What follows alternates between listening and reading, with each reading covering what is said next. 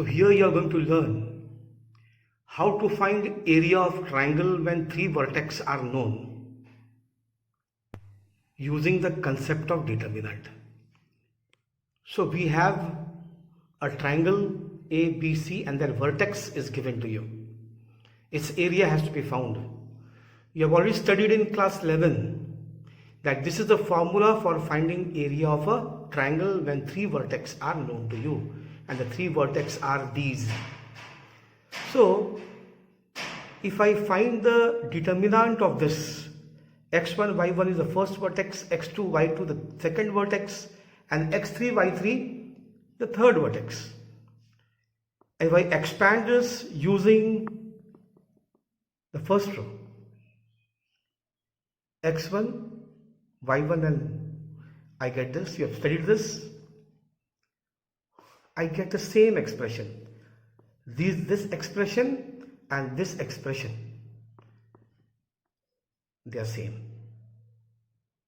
So area of triangle ABC is equal to absolute value of half into this.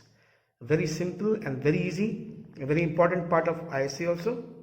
Now if 3 points are collinear, they cannot form triangle, so the area of triangle will be 0. So from this concept we can also prove that 3 points are collinear.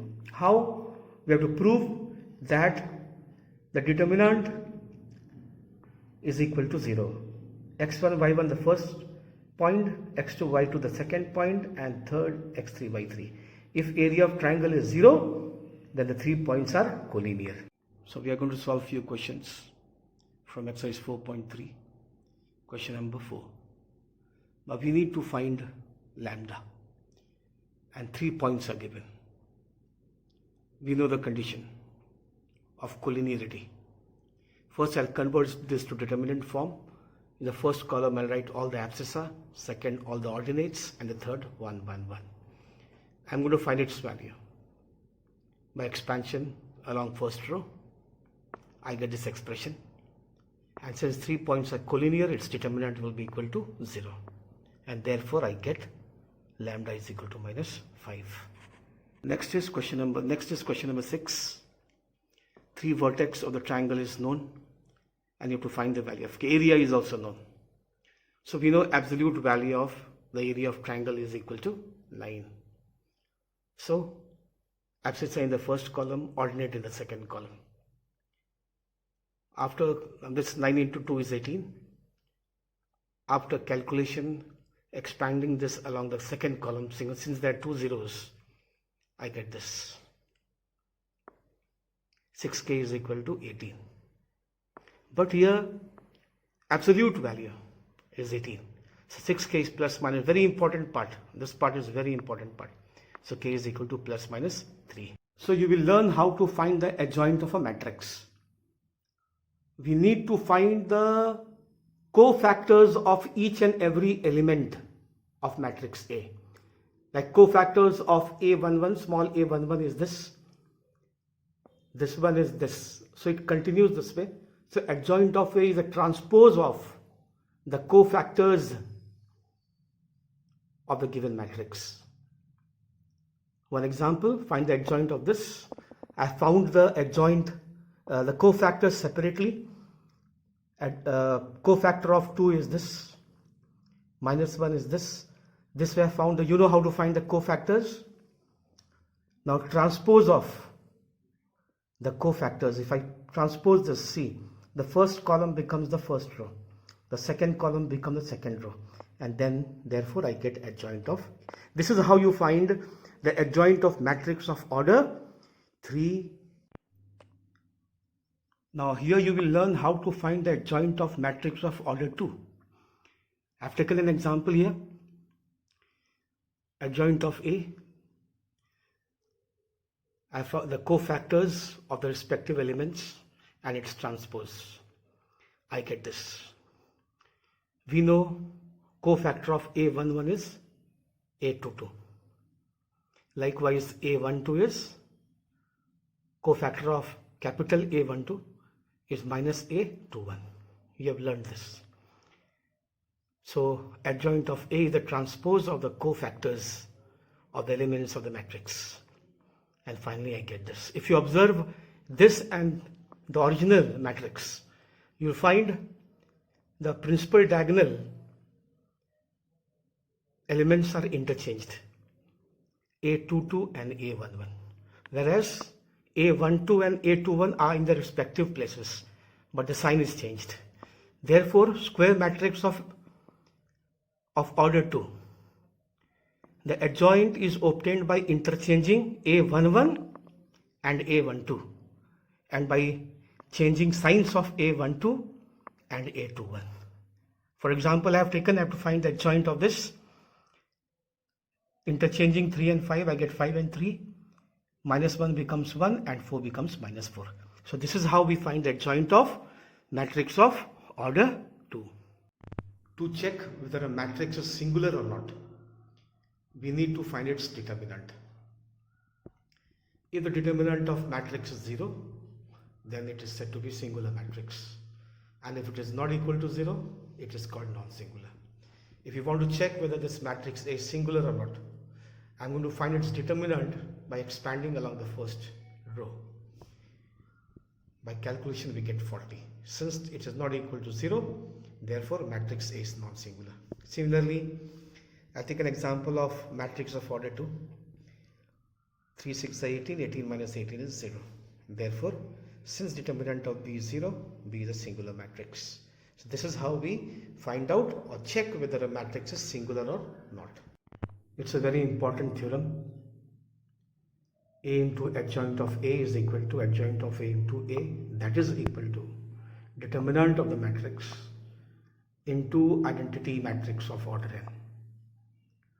So A is but this is only for square matrix of order n.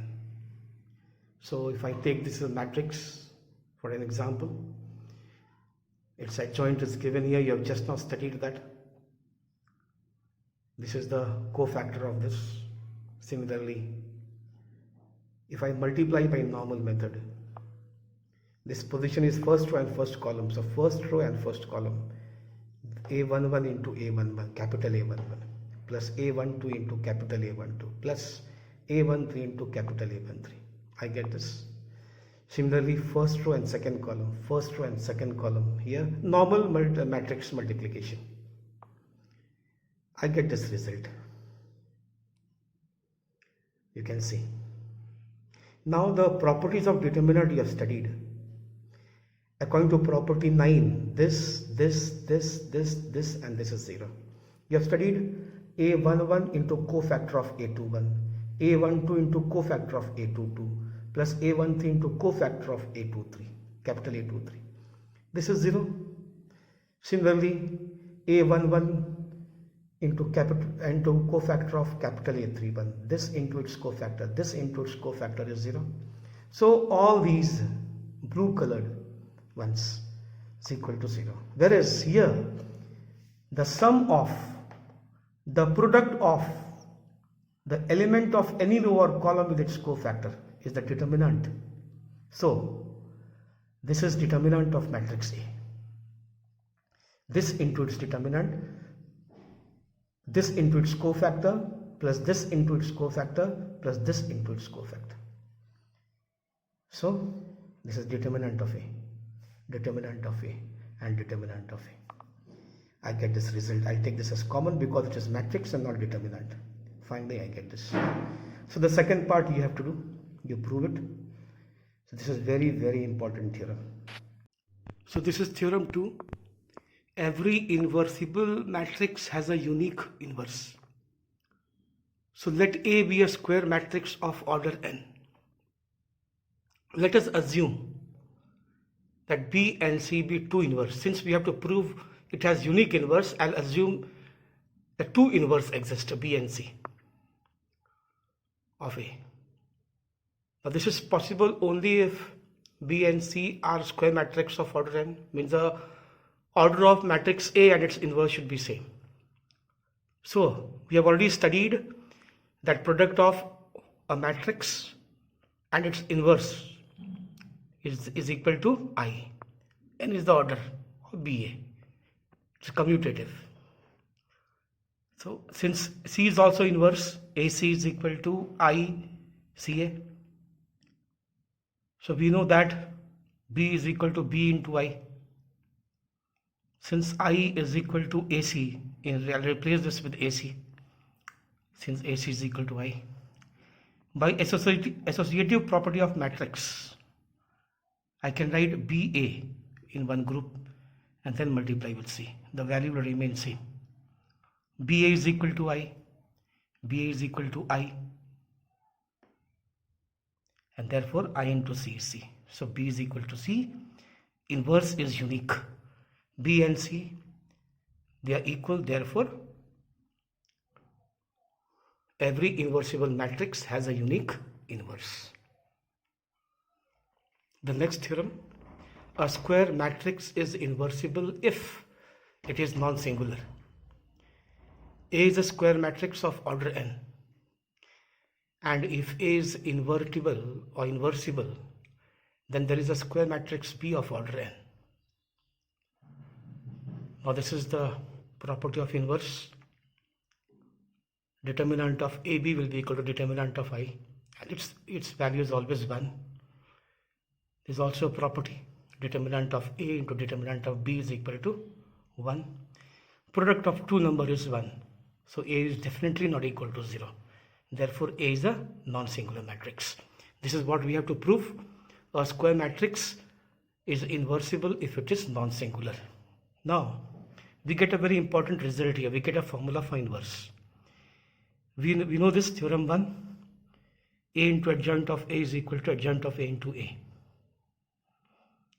So if I divide by determinant of A, I get this result. We know AB is equal to I is equal to BA. Therefore B is equal to adjoint of A by determinant of A. And this is a formula for finding inverse. B is equal to A inverse. So this is a very important formula of finding inverse. Here you will learn with an example how to find the inverse of a matrix. But this is a given matrix. First we need to check whether it is singular or non-singular. After expanding it along the first row, the determinant is -3, which is not equal to 0. Therefore its inverse exists. Now find the cofactor of each and every element. Adjoint is transpose of the cofactors of the matrix. After finding its transpose, I get this. Inverse formula we have derived in the theorem. This is the formula. I get this. The verification, the product of a matrix and its inverse is I get a identity matrix of order 3, and thus it is verified. So this is an example of finding an inverse. There is a very interesting question. We need to verify whether inverse of adjoint of a matrix is equal to adjoint of the inverse of a matrix. A is given, so adjoint of A will be the principal diagonal elements interchanged, 6 and 2. The sign of A12 and A21 will change. This is the adjoint of A. Now determinant of A, 2, 6 are 12, 12 plus 12, 24. So A inverse is, we have got this expression. Now let adjoint of A be equal to B. I'll take this as B. I need to find its inverse, adjoint of A inverse, B inverse. So determinant of B is equal to 24. It is non-singular. So adjoint of B will be, again we are going to interchange the principal diagonal elements and the sign of A12 and A21. So B inverse is 1 by B into adjoint of B. I get this result. Adjoint of A inverse. Now I have to find adjoint of A inverse. Adjoint of A inverse we have found. A inverse is this. I have copied it here.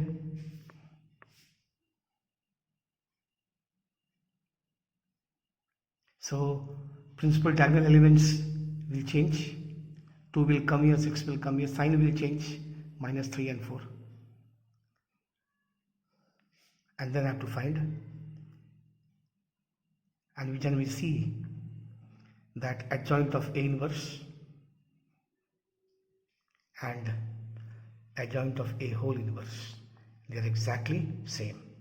Therefore, the verification, this is very important result.